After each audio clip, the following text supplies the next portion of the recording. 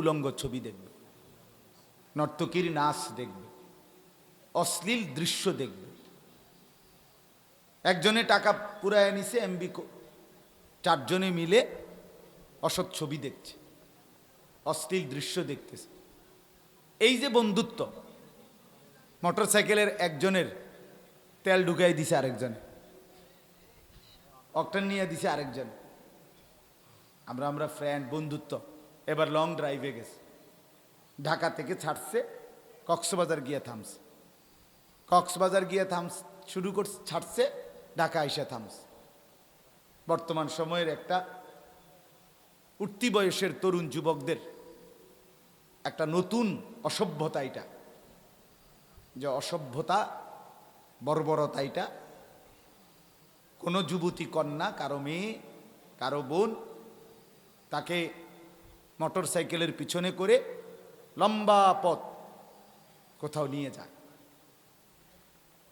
আর এই অসভ্যরা এটাকে উল্লাস আর আনন্দের উপকরণ মনে করে, অথচ এই সম্পর্ক গুনাহের সম্পর্ক, অসৎ সম্পর্ক, মন্দ কাজের সহযোগিতা, সুদের কাজে সহযোগিতা, ঘুষের সহযোগিতা, জিনা ব্যভিচারের সহযোগিতা। ছেলেটা চিন্ত না কোনোদিন মদের আড্ডা। আহা, বন্ধু নামের এক দুষ্ট তারে ধীরে ধীরে মদের আড্ডায় অভ্যস্ত করে দিছে। এই ছেলেটা কোনোদিন জুয়া চিন্ত না, তারে জুয়ায় অভ্যস্ত করে দিছে।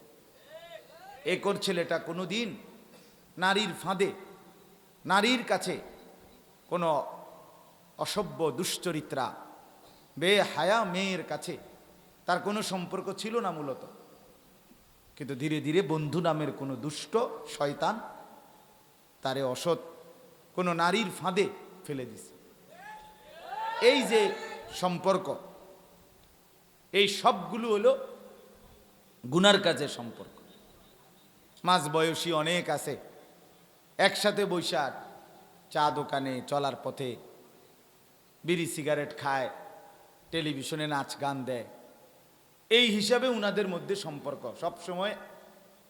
বিকাল টাইমটা ওনারা একসাথে চা দোকানে আড্ডা মারে, একসাথে বিড়ি সিগারেট খায়, একসাথে টেলিভিশনে নাচ গান দেখে, একসাথে বৈশা 5 জন 7 জন বিড়ি খাইতে খাইতে 14 গোষ্ঠীর যত বদনাম গীবত ও বৈশা বৈশা করে। এই সম্পর্ক, এইটাও গুনার সম্পর্ক, ঠিক কিনা বলেন?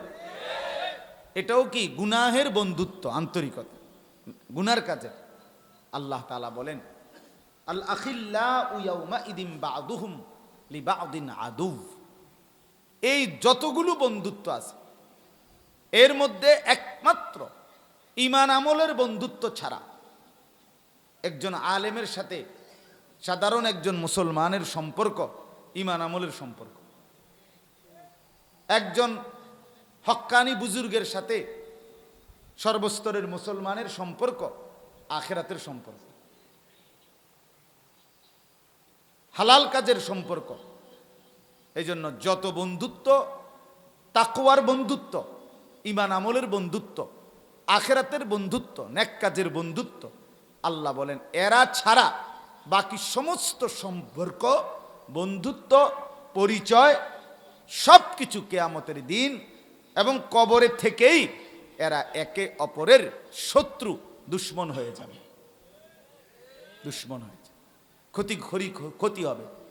এক বন্ধু আরেক বন্ধুর শত্রু হবে। এখন সেই শত্রু হইয়া কি ক্ষতি করবে, এটাই শোনেন শুধু, তাইলে বুঝবে। নেক কাজের বন্ধুত্ব, পরকালের উপকার কি হবে, আর গুনার কাজের বন্ধুত্ব সম্পর্ক, এটাও কি ক্ষতি করবে, এটা তাফসীরের মধ্যে, এই আয়াতের তাফসীরে স্পষ্ট করে লেখা আছে। হযরত আলী রাদিয়াল্লাহু তাআলা আনহু বলেন, আলী রাদিয়াল্লাহু তাআলা আনহু এই আয়াতের তাফসীরে ব্যাখ্যা করছেন, দুনিয়ার মধ্যে 2টা বন্ধুত্ব, একটা হলো নেক কাজের বন্ধুত্ব, আরেকটা হলো গুনাহের কাজের কি বন্ধুত্ব। হযরত আলী রাদিয়াল্লাহু তাআলা আনহু বলেন, প্রথমত নেক কাজের দুই বন্ধু, তো এই দুই বন্ধুর মধ্যে একজন ইন্তেকাল করছে, মারা গেছে, তাকে কবরে দাফন করা হলো। এখন মুনকার নাকির ফেরেশতা এসে তাকে 3টা প্রশ্ন করলো, প্রশ্নের জবাব সে ঠিকমতো দিতে পারল।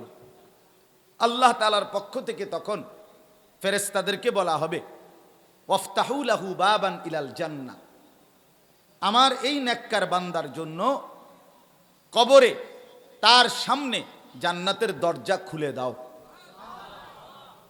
এই লোকটা জান্নাতের দরজা যখন খুলে দিবে, জান্নাতের দৃশ্য নাজ ও নিয়ামত সচক্ষে দেখবে। আর আল্লাহর পক্ষ থেকে ফেরেশতারা তাকে বলবে, হাদা মাকআদুক, এটাই তোমার ঠিকানা, এটাই তোমার আগামী দিনে গন্তব্যস্থল, এখানেই তুমি ঢুকবা, যাবা। কথাটা খেয়াল করেন ভাইয়া, নওজোয়ান তোমরাও খেয়াল করো, দোস্ত আমার, কিছুক্ষণের জন্য ডানে বামে তাকাইও না ভাই, পাশের ছেলেটার সাথে কথা বইল না, দোস্ত এখানে বৈশা কথা বইল না, হাসাহাসি ধাক্কা ধাক্কি করো না ভাইয়া। ফাইজলামি করতে যদি ফাইজলামি আরো থাইক্কা যায় কারো, তুমি উঠতে যাও, তোমার ফাজিলের লগে নিয়ে যাও গা। তোমার যদি আরো ফাইজলামি বাকি থাকে, তো যেই ফাজিলের লগে তুমি ফাইজলামি করবা, পরে লইয়া উঠতে যাও, বলে দোস্ত আয়, আমরা বাকি আছে আরো কাজ, ওয়াজ হইন না কোনো, আমরা আগে থাকতাম না। এতে কত ভালো ভালো হুজুর আইছে জীবনে দেখছি, কত শরীরওয়ালা মোড়া তাজা হুজুর আইসে গেছে, আমারে লড়াইতে আসছে না। হ্যাঁ, কিছু নিকৃষ্ট বেয়াদব এমনই হয়, যাদের কলজা পাথর, যারা মনে করে কোনো কিছুতেই আমি নড়ব না। আহা, এটা দুর্ভাগ্য, যার দিল নড়ে না, বাপ বিশ্বাস করেন, এটা দুর্ভাগ্য। ছেলেরা, এটা দুর্ভাগ্য ভাইয়া, এত অল্প বয়স, 16 বছর 17 18 বছরে কলিজা যদি এত পাথর হয়ে যায়, 40 বছর পরে তোমার দিল কি হবে? মাত্র 16 বছর 18 বছর, এখনই তোমার শরীর মন আল্লাহর নাফরমানির উপরে এত শক্ত হয়ে গেল। আস্তাগফিরুল্লাহ, হায় হায় হায় বদনসিব, এরপরে কই যাবে? 30 বছর পরে কি হবে? আমি তো এই জন্য প্রতিদিন বলি, 16 বছরের 14 বছরের 18 বছরের যে ছেলেটা খোদার 365 দিন, 1 বছর টানা, এত বড় একটা বছর খোদার 365 দিনে কোনোদিন ফজরের নামাজ পড়ে না, মুসলমানের ঘরে ঘুমাইয়া, বাপ মা জীবিত, 16 বছর 18 বছর 17 বছর 14 15 বছর বয়স, অথচ একদিনও ফজরের নামাজ পড়ে না। এত বড় জানোয়ার মুসলমানের বাচ্চা কেমনে হয় আমি বুঝি না। তার মা কেডা, তার বাপ কেডা? এই অসভ্য কোন মার ঘরে জন্ম নিল আমি বুঝি না। মাওলানা, মুসলমানের বাচ্চা এত বড় জানোয়ার হবার কথা না। এটা তো 1-2 দিন না, 6 মাসে একদিন জামাত ছুটতে পারে, 3 মাসে একদিন নামাজ ছুটে যাইতে পারে, কাজা হইতে পারে, কিন্তু খোদার 365 দিনের 1 বছরে কোনো দিন ফজরের নামাজের ওয়াক্ত জীবনে তার আসে নাই, পড়েই না কোনোদিন, জানেই না ফজরের ওয়াক্ত হয়। আরে মানুষের বাচ্চা কেমনে এরম হয়? মুসলমানের বাচ্চা এমন হয় কেন? মুসলমানের রক্ত যার ভিতরে, সে এমন হবে কেন? এই ছেলেরা বলো না মিয়া, তোর মা তোরে দুধ খাওয়াই নাই? তুই মুসলমান বাবার ঘরে জন্ম নেস নাই বেটা? এভাবে ভুলে গেলি কেন? এই নাফরমান, এভাবে ভুলে গেলি কেন? তোর জীবনে কি কোনো দিন ফজরের আজান হবে না? খবিস, আল্লাহর রাসূল সাল্লাল্লাহু আলাইহি সাল্লাম বলছেন, যে ফজরের নামাজ পড়ে না সে খবিস। ওয়া ইল্লা আসবাহা খাবিসান নফস, নবীজি বলছে খবিস, খবিস এটা। আর খবিস টয়লেটে থাকে, বাথরুমে থাকে, পেশাব পায়খানার মধ্যে থাকে যে, ওইটারে খবিস কয়। এই জন্য নবীজি বাথরুমে ঢুকতে, টয়লেটে ঢুকতে নবীজি দোয়া পড়তেন, আল্লাহ খবিস থেকে পানাহ চাই। বলতেন কি না, আল্লাহুম্মা ইন্নী আউযু বিকা মিনাল খুবুসি ওয়াল খাবাইস, আল্লাহ খবিস থেকে পানাহ চাই। এই জন্য ফজরের নামাজ যে পড়েন এটা খবিস, এটা খবিস। যেই পড়ে না, জওয়ান হোক, বুড়া হোক, পুরুষ হোক, নারী হোক, এটা খবিস। এই জন্য বললাম বাপ, দিল এমন যেন মরে না যায়, এত শক্ত যেন দিল না হয় যে কোনো দিন মনেই পড়ে না। ওয়ালা তাকুনু কাল্লাযীনা নাসুল্লাহ ফাআনসাহুম আনফুসাহুম উলাইকা হুমুল ফাসিকুন। রব্বুল আলামিন বলে, আমার মুমিন বান্দা তুমি এমন হইও না। কেমন? কাল্লাযীনা নাসুল্লাহ, যারা আমি আল্লাহকে দীর্ঘদিন ভুলে গেছে। আল্লাহ বলেন, বান্দা অনেক দিন যদি আমাকে ভুলে যাও, ফাআনসাহুম আনফুসাহুম, একদিন আমি তোমার নিজেকেই তোমার থেকে ভুলিয়ে দেব। একদিন তোমার আর নিজের পরিচয় মনে থাকবে না, তুমি নিজেকেই ভুলে যাবা। তোমার আর কোনোদিন মনে পড়বে না তুমি মুসলমান, তোমার আর কোনোদিন মনে পড়বে না তুমি মরবা, তোমার আর কোনোদিন মনেই পড়বে না তোমার কবরে প্রশ্ন হবে, তোমার আর কোনোদিন মনেই পড়বে না তোমাকে কবর থেকে হাসরের ময়দানে উঠতে হবে, তোমার আর কোনোদিন মনেই পড়বে না তোমার আমলনামা লিখা হচ্ছে, তোমার আর কোনোদিন মনে পড়বে না তোমার জিন্দিগির আমল মিজানের পাল্লায় ওজন হবে, এটার মনেই পড়বে না তোমাকে ফুল সেরাত পার হইতে হবে। হ্যাঁ, এটা লানত, আল্লাহর অভিশাপ। আল্লাহ তাআলা বলে, তুই আমারে অনেকদিন ভুলে গেলি না ফরমান, ঠিক আছে, এবার আমি তোকেই ভুলাই দিলাম। আমরা অনেক সময় কথায় কথায় বলি, বেটা এমন ফিডা দিমু তোর বাপের নাম ভুল্লা যাবি, বলে কি না, তোর 14 গোষ্ঠীর নাম ভুল্লা যাবি বেটা। এ আল্লাহ বলছে, নাফরমান তুই আমাকে ভুলে গেলি না, 1 বছরও মনে পড়লো না, 6 মাসেও মনে পড়লো না, ঠিক আছে, আমি তোরে তোর আত্মপরিচয়, তোর বংশ পরিচয়, তোর রক্তের পরিচয়, তোর জন্মের পরিচয় ভুলে দেব। এরপরে শুধু খাবি, ঘুমাবি, নারীর পিছনে ঘুরবি, আর জন্তু আর জানোয়ারের মতো দুনিয়া উপভোগ করবি বেটা। বেনামাজি সন্তান, ওই মনে রাখো, কুত্তাও দুনিয়া ভোগ করে, রাস্তার কুত্তা দুনিয়া ভোগ করে বেটা। কুত্তার ঘরেও বাচ্চা হয়, কুত্তাও ঘুম যায়, কুত্তাও খায় বেটা।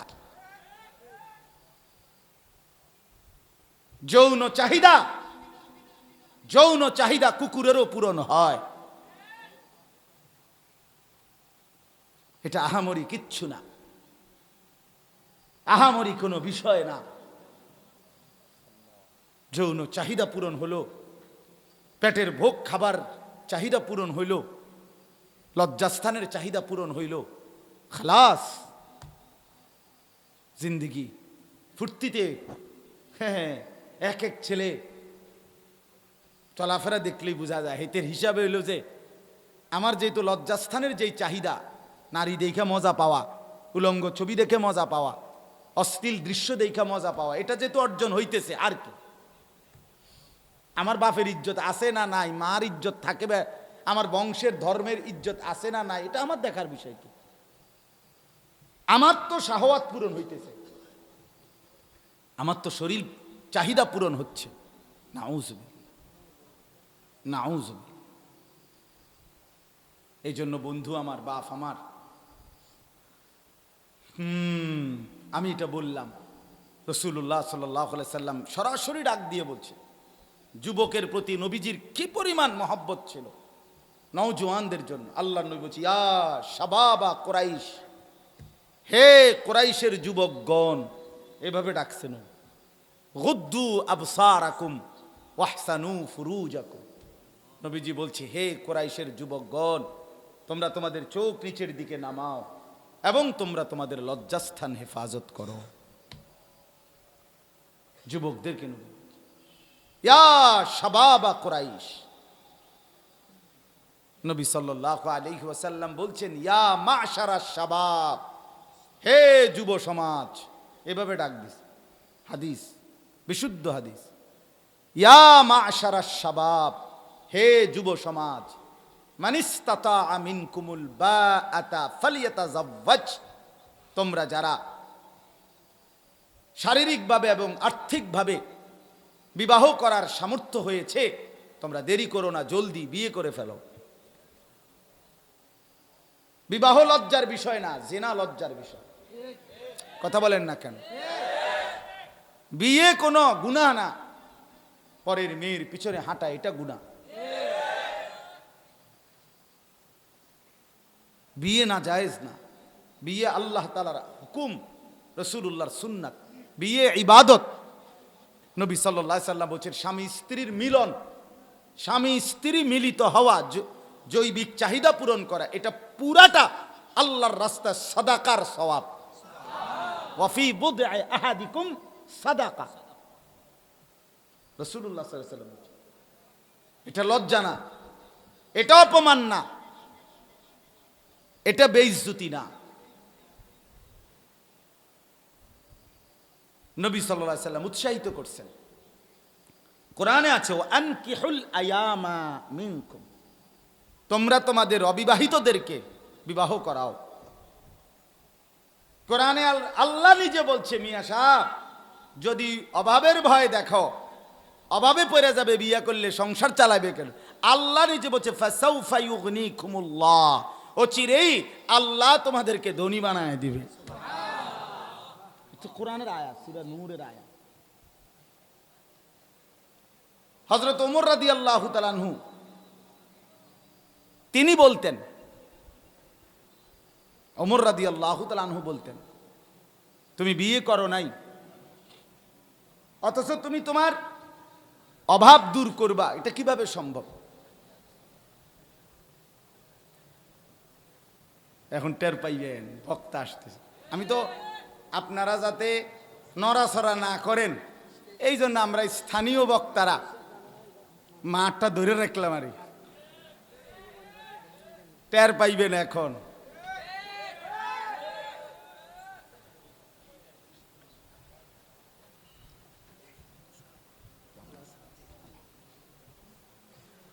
মাশাআল্লাহ, নাম বলার কোনো দরকার আছে নি?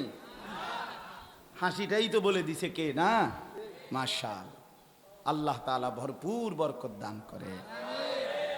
তো আমি বলতেছিলাম, আমার কথা এটাই, কোরআনুল কারীমে আল্লাহ তাআলা বললেন, আল আখিল্লাউ ইয়াউমাইদিন বা'দুহুম লিবা'দিন আদুউ ইল্লাল মুত্তাকিন। এই কথাটাই আমি শেষ করতে চাচ্ছি। হযরতে আলী রাদিয়াল্লাহু তাআলা আনহু বলেন, এই দুইজন নেককার লোক বন্ধুত্ব, তো একজন মৃত্যুবরণ করার পরে আল্লাহ তাআলা যখন বলবে ফেরেশতাদেরকে তার জন্য জান্নাতের দরজা খুলে দাও, তখন এই লোকটা জান্নাত দেখে নিজের জান্নাতের অবস্থান বুঝে সাথে সাথে তার দুনিয়ার সেই বন্ধুর কথা মনে পড়বে এবং বলবে সাথে সাথে আল্লাহর কাছে দোয়া করে, আল্লাহ, আমার অমুক নামে একটা বন্ধু ছিল, এই বন্ধুটা আমাকে দিবানিশি রাত দিন নেক কাজে, আখিরাতের কাজে, ঈমান আমলের কাজে উৎসাহিত করত, অনুপ্রেরণা দিত। বিনিময়ে আজকে আমি নেক আমল করে কবরে আসছি, আর আমার জান্নাতের ঠিকানাটা আমি দেখতে পাইলাম। আপনার কাছে ফরিয়াদ, আপনি আমাকে, আমার সেই বন্ধুটাকে মৃত্যু পর্যন্ত হেদায়েতের উপরে রাখেন এবং আমার মতো কবরেও এমন জান্নাতের দৃশ্য তাকে দেখাইয়েন। আল্লাহ তাআলা তখন সরাসরি বলবে এই কবরের বান্দাকে, হে আমার বান্দা, অচিরেই আমি তোমার সেই বন্ধুকে এই কবরে তোমার সাথে এমন অবস্থায় দেখা করাবো যখন তোমরা দুইজন তুমি তোমার বন্ধুকে দেখে শুধু হাসবা, মোটেই কাঁদবা না। সাথে সাথে হযরত আলী রাদিয়াল্লাহু তাআলা আনহু বলেন, দুনিয়ার মধ্যে যেই দুই বন্ধুর মধ্যে সম্পর্ক ছিল, গুনার সম্পর্ক, নাফরমানের সম্পর্ক, ওই যে বললাম বিড়ি একজনের, ম্যাচলাইট আরেকজনের, মনে আসেনি?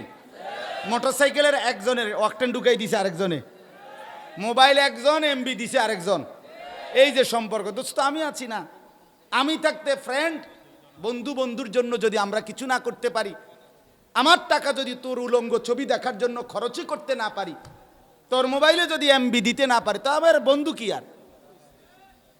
একসাথে চলি আমরা, তুমি জুয়া খেলবা, আমি টাকা দিতে পারতাম না, তাহলে আর ফ্রেন্ড হলাম কেন?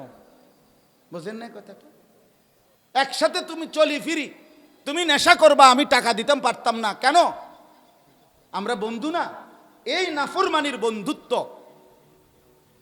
এদের দুইজনের একজন মৃত্যুবরণ করলো, কবরে গিয়ে প্রশ্নের জবাব দিতে পারলো না। আল্লাহর পক্ষ থেকে বলা হবে, আমার নাফরমান বান্দার জন্য জাহান্নামের দরজা খুলে দাও। এই নাফরমান জাহান্নামের দৃশ্য দেখে যখন বুঝবে এটাই তার জাহান্নাম, তখন সে মনে পড়বে ওই অসৎ বন্ধুর কথা। তাফসীরে লিখছে, এই লোকটা তখন ওই আল্লাহ তাআলার কাছে দোয়া করবে, এই নাফরমান আল্লাহর কাছে কবরে দোয়া করে বলবে, আল্লাহ, আমার একটা বন্ধু ছিল যে দিবানিশি আমাকে গুনাহের কাজে, মন্দ কাজে উৎসাহিত করত, সহযোগিতা করত। এমনকি এই আখেরাত হবে না, কবর হবে না, আপনি মাওলার সামনে যেতে হবে না, এটাই আমাকে দিবানিশি বলতো মাওলা। আজকে তারই প্ররোচনায়, তারই উৎসাহে আমি দিবানিশি গুনাহের কাজ করে আজ আমি এই অন্ধকার কবরে জাহান্নামের দৃশ্য দেখলাম এবং আমি বুঝলাম এই জাহান্নাম আমার ঠিকানা। অতএব মাওলা, আপনার কাছে ফরিয়াদ, আপনার কাছে আরজি, আমার সেই অসৎ বন্ধুকে আপনি মৃত্যু পর্যন্ত হেদায়েত দিয়েন না, তারেও আপনি নাফরমানি অবস্থায় মৃত্যু দিয়েন এবং এই কবরে এনে আপনি তাকে আমার মতো পরিণতি করাইয়া এই জাহান্নাম দেখাইয়েন। তখন আল্লাহ তাআলা বলবে, হে বান্দা, অচিরেই তোমার সেই নাফরমান বন্ধুকে আমি তোমার সাথে একই পরিণতিতে, এই অবস্থাতেই তোমার সাথে সাক্ষাৎ করাবো। নাউযুবিল্লাহ। কথা আমার শেষ বাপ। অতএব আজকের এই যুব সমাজ, নওজোয়ান সাথীরা, দোস্ত আমার, বন্ধু আমার, প্রিয় ভাই আমার এটা ফরিয়াদ, আমার এটা আহ্বান, তুমি নিজেও নষ্ট হইও না, তুমি কাউরে নষ্ট করো না, তুমি কাউরে চরিত্রহীন বানাইও না, তুমি কাউকে মদ, জুয়া, জিনা, ব্যভিচারের আড্ডায় নিও না, তুমি কারো জিন্দিগি বরবাদ করো না, আখেরাত নষ্ট করো না, বরং সবাই মিলে একে অপরকে নেক কাজের প্রতি উৎসাহিত করি। আজকের যুবকরা আলহামদুলিল্লাহ অনেক মেহনত করে, আমি সব জানি, শুনছি, এবং আমি এই গ্রাম সম্পর্কে, এই গ্রামের সার্বিক হালাত সম্পর্কে বিস্তারিত জানি, ইতিপূর্বেও বারবার আসছি। অতএব যেই যুবকরা, আজকে নওজোয়ানরা এত সুন্দর, বাংলাদেশের শ্রেষ্ঠ, আমি আগেই বলছি, আমাদের মোহতারাম হযরত মাওলানা মুফতি আরিফ বিন হাবিব, তিনি আসবার আগেই আমি যা বলার আপনাদের কাছে বলেছি। উপযুক্ত এই তিনজন প্রখ্যাত বুজুর্গ, বর্তমান সময়ের সকলের শ্রদ্ধেয়, প্রিয়, আস্থাভাজন আলেমে দ্বীন, ওনাদেরকে এনে আনবার চেষ্টা করছে নওজোয়ান ছেলেরা।